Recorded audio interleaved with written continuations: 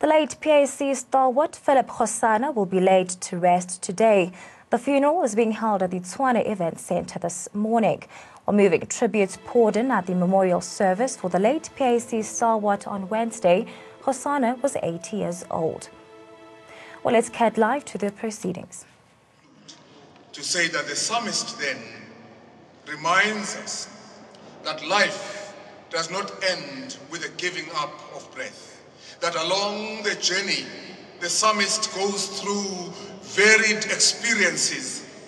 And along the journey, the psalmist describes how God is his rod and staff, describes how God prepares a table for him in the presence of his enemies. He tells the story of walking through the valley of the shadow of death. He tells the story of a mix of experiences that make him who he is. But when he looks back, he realizes and discovers that all of these stories were leading to one place and one place only. And he can look back and see the trials and tribulations and the troubles.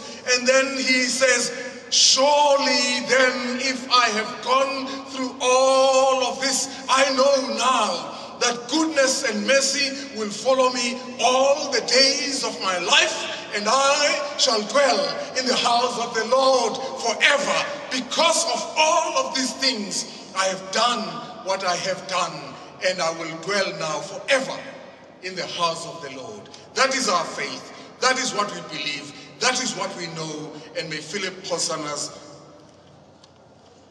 rest in peace and rise in glory in the time of the resurrection. Amen and amen. Thank you, sir. We are now handing over the program to the program director, ABC. This is your time now. Our sister, thank you very much for having cooperated with us. Thank you.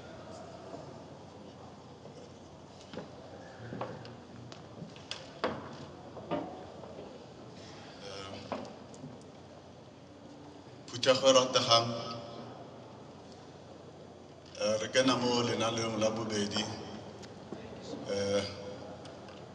le leng gore le lebane le ba leloko lona leo la bobedi le lebane le ba Pan-Africanist Congress of Azania as well. And ke tla kopa as a way of introduction to say that since we simula the next program, I would ask that the PAC flag be utilized almost immediately, and we'll have as an introduction a short clip, just a 2-minute voice. Yantate Kgosana. Can we start right now, please?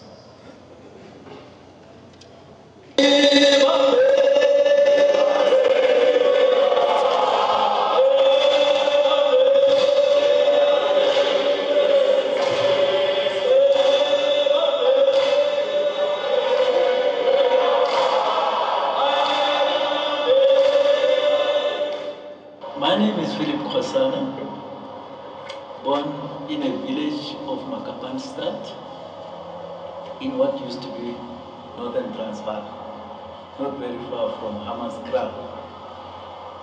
I grew up there, did my primary school in that village, studied at Lady Selborne High School, and then ended up in Cape Town in 1959, where I was privileged by the PAC to be part of the leadership that launched the 1960 anti-pass campaign.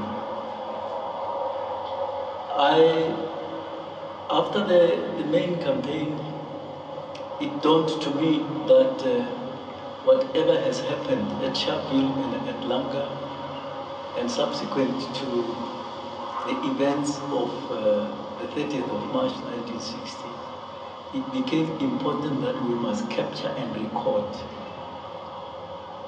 the history and the stories and the victories of the Pan-Africanist Congress.